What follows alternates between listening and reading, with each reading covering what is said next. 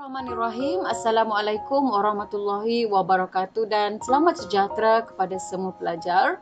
Pada kali ini kita akan mempelajari geografi tingkatan 3 dan kita akan mengkaji tajuk bab 1 iaitu yang berkaitan dengan jadual dan graf. Sebagai induksi kepada bab ini, data dan maklumat yang disusun dalam bentuk jadual dan graf akan lebih mudah difahami. Tahukah anda ciri-ciri dan kegunaan jadual serta graf? Apakah perbezaan antara graf bar mudah, graf garisan mudah dan graf gabungan? Bagaimanakah cara untuk membina sesebuah graf berdasarkan jadual? Apakah yang perlu ditafsirkan dalam sesebuah jadual dan graf? Jadi untuk semua persoalan ini akan dapat dijawab apabila kita mempelajari tajuk dalam bab 1 ini iaitu yang berkaitan dengan jadual dan graf. Baiklah, mari kita lihat apakah yang akan anda pelajari dalam bab ini. Yang pertama ialah pelajar akan menerangkan ciri-ciri dan kegunaan jadual serta graf. Yang kedua, menjelaskan dengan contoh graf bar mudah, graf garisan mudah dan graf gabungan. Yang ketiga, membina jadual berdasarkan maklumat. Yang keempat, membina graf bar mudah, graf garisan mudah dan juga graf gabungan berdasarkan jadual. Serta yang kelima, mentafsirkan jadual, graf bar mudah, graf garisan mudah dan graf gabungan. Mari kita lihat info di sini. Murid boleh melukis graf berdasarkan jadual tertentu. Jadual tersebut pula hanya boleh diambil daripada data yang dikumpulkan melalui pelbagai kaedah. Mari kita mulakan dengan subtopik 1.1 iaitu ciri-ciri dan kegunaan jadual. Jadual merupakan cara untuk mempersembahkan sesuatu data dan maklumat dengan lebih tersusun. Data dan maklumat yang dipersembahkan dalam bentuk jadual lebih mudah dibaca, difahami dan juga ditafsir. Baik, mari kita lihat ciri-ciri jadual. Mempunyai tajuk, data dan maklumat serta sumber yang bersesuaian. Manakala kegunaan jadual pula ialah data dan maklumat dalam jadual digunakan untuk menghasilkan graf yang sesuai. Seterusnya digunakan untuk melihat perubahan dan pertalian antara dua set maklumat. Yang ketiga, pengelasan maklumat dalam jadual adalah lebih tersusun dan mudah menarik perhatian orang yang melihat. Berikut merupakan contoh jadual iaitu berkaitan dengan jumlah hujan bulanan di Kuala Pilah Negeri Sembilan pada tahun 2016.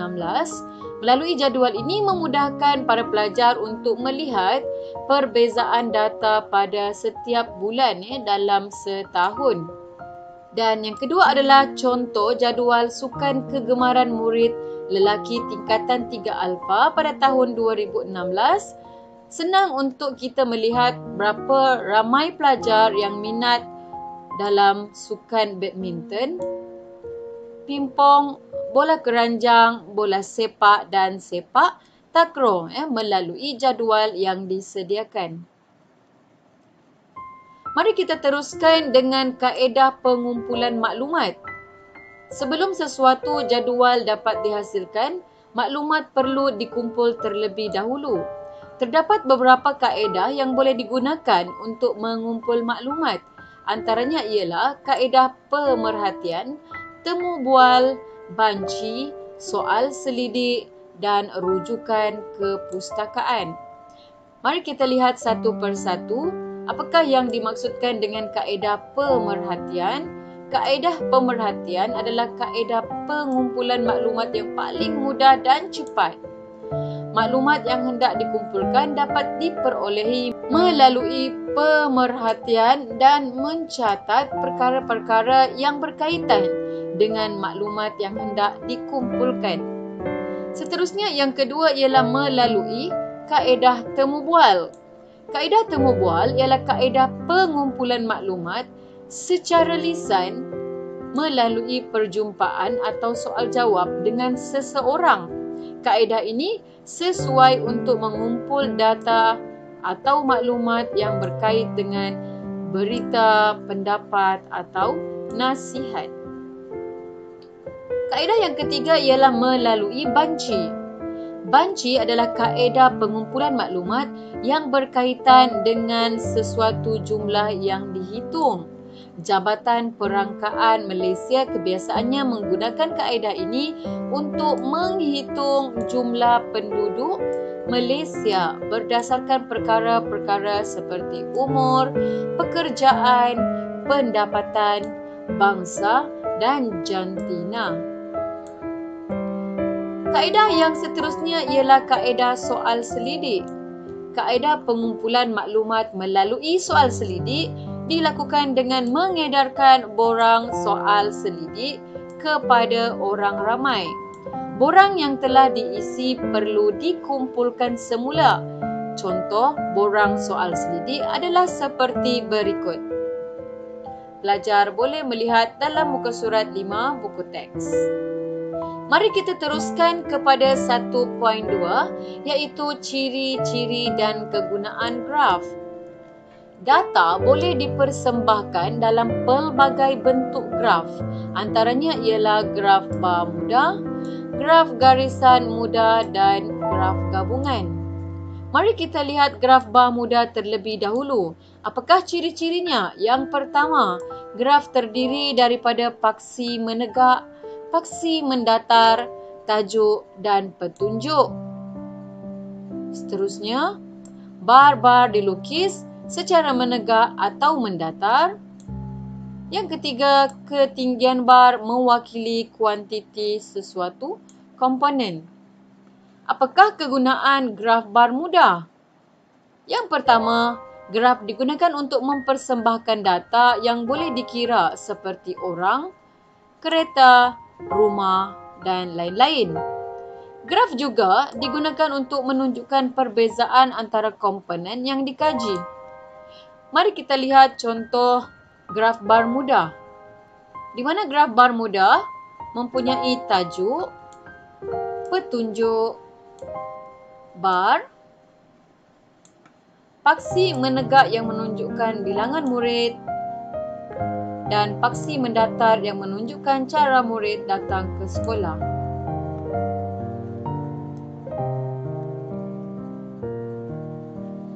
Seterusnya, graf garisan mudah.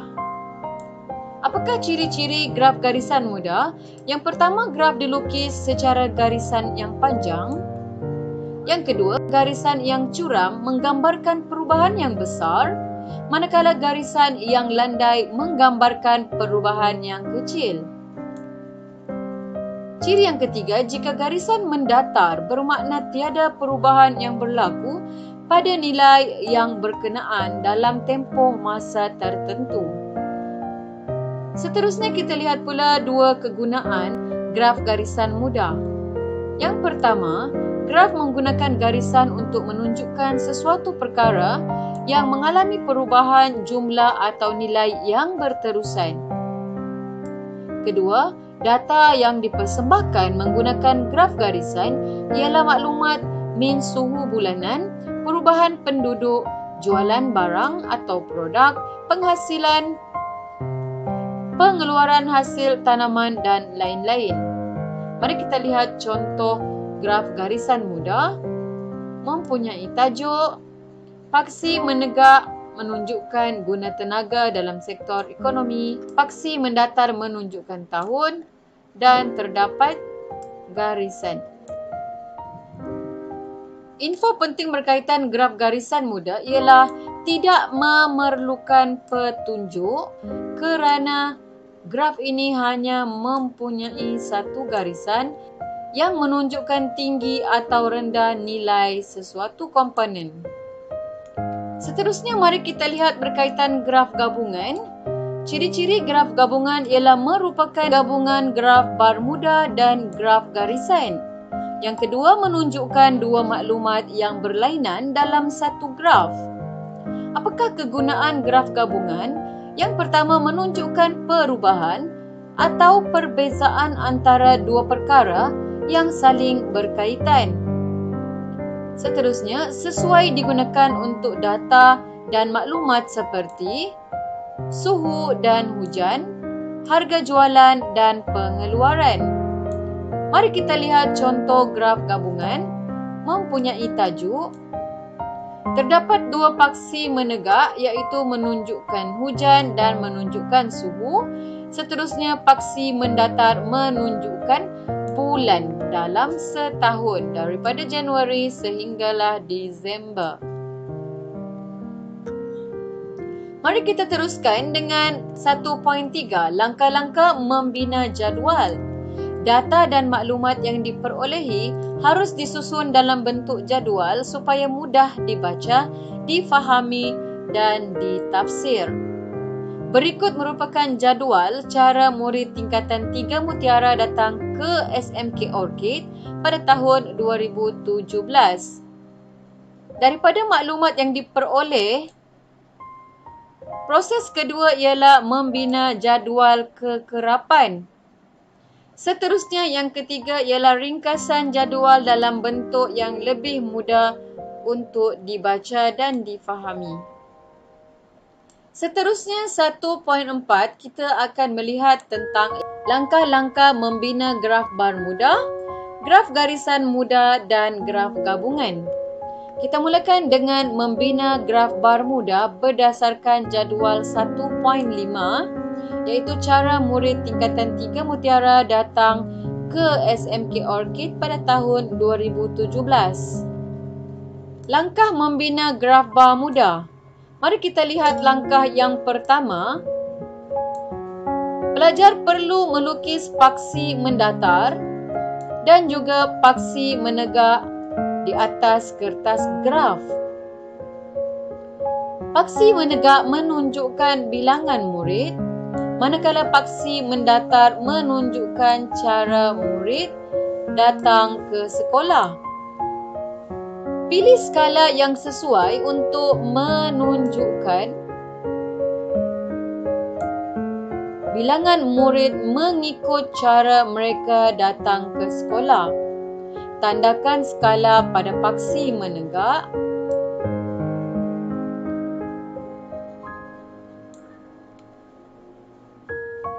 Contohnya 1 cm mewakili seorang murid. Langkah kedua, lukiskan bar-bar mengikut cara murid datang ke sekolah. 1 bar menunjukkan 1 cara kedatangan murid ke sekolah. Tinggi bar menunjukkan bilangan murid.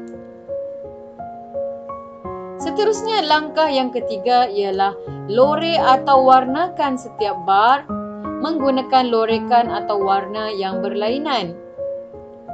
Labelkan paksi mendatar, paksi menegak, skala graf bar dan tajuk.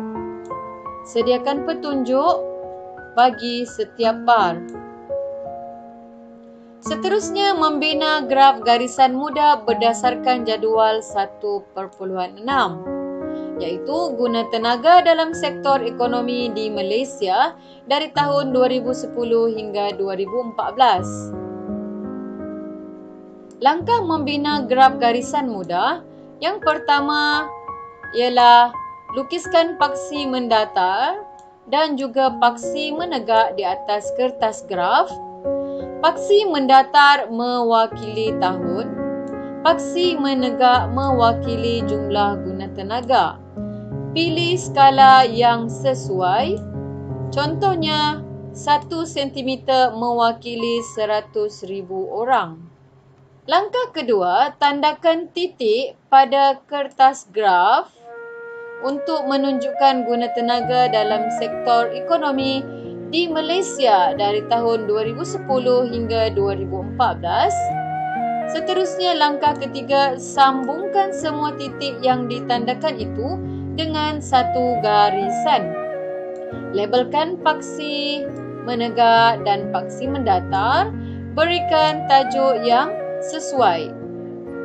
Mari kita lihat pula tentang membina graf gabungan berdasarkan jadual 1.7. Baik, dengan menggunakan jadual yang bertajuk jumlah hujan dan min suhu bulanan di Bandaraya Kuala Lumpur pada tahun 2017, kita akan membina graf gabungan. Jadi bagaimanakah cara untuk kita membina graf gabungan? Baik, mari kita lihat langkah-langkah yang perlu diambil. Yang pertama ialah kita perlu melukis paksi menegak dan juga mendatar di atas kertas graf. Dan perbezaan graf gabungan dengan graf bar muda ialah terdapat dua paksi menegak, iaitu di sebelah kiri dan di sebelah kanan. Ada dua paksi menegak. Di sebelah kiri mewakili jumlah hujan bulanan, manakala paksi menegak di sebelah kanan pula ialah mewakili suhu bulanan. Dan paksi mendatar mewakili bulan daripada Januari hingga Disember. Manakala langkah yang kedua ialah pelajar perlu mengenal pasti nilai maksimum dan juga nilai minimum, barulah boleh ditentukan ataupun pilih skala yang bersesuaian untuk kedua-dua maklumat. Seterusnya, tandakan skala untuk taburan hujan pada paksi yang menegak di sebelah kiri dan tandakan skala untuk min suhu pada paksi menegak di sebelah kanan. Jadi mari kita lihat contoh skala. Skala untuk hujan 1 cm mewakili 25 mm. Manakala skala suhu pula 1 cm mewakili 5 darjah Celsius. Baik, mari kita lihat langkah yang seterusnya ialah kita perlu melukis bar jumlah hujan bagi setiap bulan dan plot nilai suhu pada bahagian tengah bar bagi setiap bulan dan kemudian sambungkan titik-titik tersebut. Ya, jadi bar di sebelah bawah dan kemudian garisan di sebelah atas. Ada pelajar bertanya kepada cikgu, bolehkah graf garisan itu dia bertembung ataupun menyentuh bar-bar tersebut? Jawapannya boleh ya, tetapi untuk lebih kemas lagi, kita kalau boleh kita asingkan sedikit graf garisan ke ataskan dan bar berada di bawah. Maknanya skala untuk suhu boleh bermula daripada tengah garisan menegak kanan ya, tidak semestinya bermula daripada bawah seperti mana skala untuk hujan bermula daripada bawah. Baik, langkah yang keempat, lengkapkan graf dengan tajuk dan label. Ini tajuk dan ini adalah label. Seterusnya mari kita lihat tentang subtopik 1.5, iaitu untuk mentafsir jadual, graf bar muda, graf garisan muda dan graf gabungan. Tafsiran perlu dibuat untuk memahami data dalam jadual, graf bar muda, graf garisan muda dan juga graf gabungan. Tafsiran graf dapat membantu untuk mengembangkan data secara terperinci. Mari kita lihat langkah-langkah dalam mentafsir jadual, graf bar muda, graf garisan muda dan graf gabungan. Semuanya memerlukan 7 langkah ini, iaitu perhatikan tajuk. Pelajar perlu menulis tajuk terlebih dahulu, kemudian maklumat dalam jadual, lihat pada paksi menegak dan paksi mendatar, kenal pasti dan huraikan nilai maksimum dan nilai minimum data, huraikan aliran perubahan data sama ada daripada tinggi kepada rendah ataupun daripada paling banyak kepada paling sedikit. Seterusnya, huraikan isi tersirat berdasarkan data dan buat rumusan secara keseluruhan. Mari kita lihat contoh mentafsir jadual, iaitu berkaitan dengan cara murid tingkatan 3 Mutiara datang ke sekolah, iaitu ke SMK Orchid pada tahun 2017. Jadi kita perhatikan tajuk, perhatikan cara datang ke sekolah, menggunakan kenderaan apa dan juga bilangan murid. Baik, mari kita mulakan. Jadual 1.5 menunjukkan cara murid tingkatan 3 Mutiara datang ke sekolah. Jadi ini adalah tajuk kita masukkan, iaitu menaiki. Kita senaraikan kenderaan-kenderaan. Kita senaraikan kenderaan-kenderaan yang digunakan oleh pelajar datang ke sekolah. Seterusnya kita lihat bilangan pelajar yang ke sekolah menggunakan kenderaan tersebut.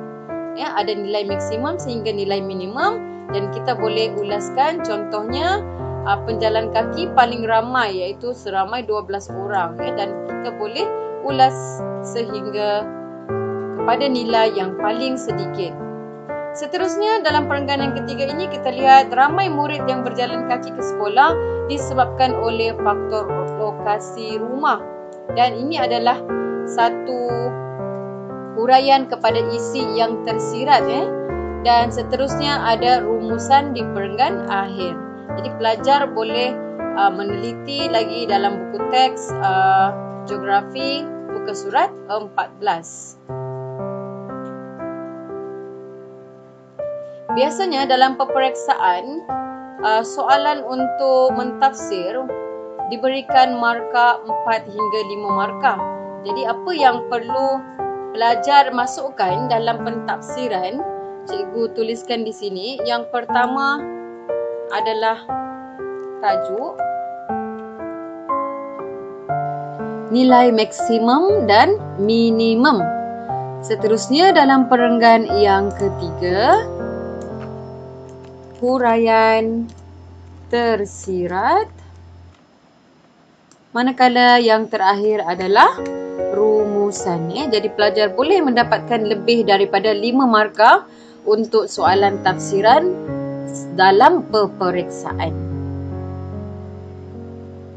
Mari kita teruskan untuk contoh mentafsir graf Bermuda. Sama juga kita akan perhatikan seperti biasa, kita perhatikan tajuk, kita perhatikan baba ini untuk mendapatkan maklumat, nilai maksimum dan juga nilai minimum. Kemudian kita perhatikan petunjuk untuk membantu kita memberikan tafsiran, dan seterusnya kita boleh berikan isi tersirat dan juga rumusan. Baik, mari kita mulakan untuk perenggan pertama, bagaimana pelajar boleh menulis tafsiran dengan baik. Kita lihat contoh, kita sebutkan raja ini. Raja 1.1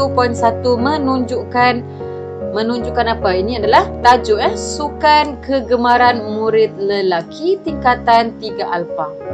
Jadi ini adalah tajuk, kita perlu masukkan tajuk. Seterusnya kita lihat sukan yang mencatatkan bilangan murid tertinggi. Jadi bila tertinggi ini menunjukkan nilai maksimum, murid yang tertinggi, kemudian kita berikan jumlahnya berapa, dan kita boleh sentuh semua maklumat sehinggalah kepada yang murid paling rendah ialah berapa orang. Jadi ada di sini adalah maklumat nilai maksimum dan minimum. Seterusnya, mari kita lihat perenggan yang ketiga.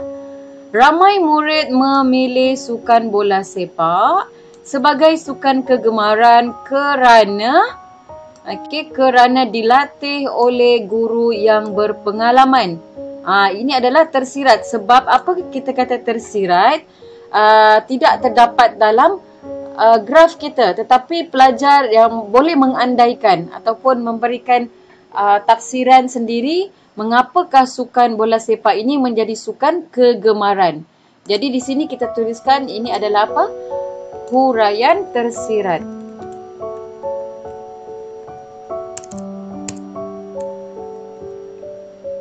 Dan untuk huraian tersirat, pelajar boleh mendapat lebih daripada 1 markah sekiranya soalan ini ditanya dalam peperiksaan. Okay, apabila pelajar boleh memberikan lebih daripada 1. Contohnya tadi, untuk ayat itu yang pertama mendapat 1 markah, kemudian dan seterusnya membuka peluang kepada murid untuk mempelajari teknik-teknik baharu. Ini juga akan mendapat markah. Kemudian ada lagi, sukan sepak takraw pula kurang digemari kerana sukan ini agak sukar dimainkan. Tafsiran yang seterusnya, maknanya setiap satu tafsiran untuk huraian tersirat pun pelajar boleh dapat markah. Jadi pelajar boleh membuat tafsiran sama ada 1 tafsiran tentang huraian tersirat ataupun lebih. Yang penting pelajar boleh memberikan isi dan berkaitan ataupun relevan dengan graf. Dan akhir sekali kita mulakan ayat rumusan kita dengan kesimpulannya. Murid tingkatan 3 alfa aktif bersukan. Jadi kita perlu buat kesimpulan. Sukan bola sepak merupakan sukan paling digemari, manakala sukan kurang digemari oleh mereka ialah sukan sepak takraw. Okey, jadi pelajar boleh membuat rumusan sendiri. Sama juga dengan contoh mentafsir graf garisan mudah. Pelajar boleh masukkan tajuk untuk dapat markah, 1 markah. Kemudian tafsirkan nilai tertinggi dan terendah ataupun maksimum dan minimum. Kemudian buat huraian tersirat, seterusnya rumusan. Sama juga dengan graf gabungan. Pelajar jangan lupa masukkan tajuk, kemudian maklumat bar dulu, diikuti dengan maklumat graf garis, isi tersirat dan kemudian rumusan. Jadi itu adalah kunci penting untuk menulis tafsiran. Sebelum kita tamatkan video pembelajaran kita pada kali ini, mari kita imbas kembali apakah yang telah kita pelajari dalam bab 1 yang bertajuk jadual dan graf. Yang pertama ialah kita mempelajari tentang ciri-ciri dan kegunaan jadual serta graf. Kemudian langkah-langkah membina jadual. Kemudian kita melihat graf bar mudah, graf garisan mudah dan juga graf gabungan. Seterusnya ialah langkah-langkah mentafsir jadual, graf bar mudah, graf garisan mudah dan graf gabungan. Itu sahaja untuk pembelajaran kita pada kali ini. Semoga berjumpa lagi pada video yang akan datang. Sekian, terima kasih.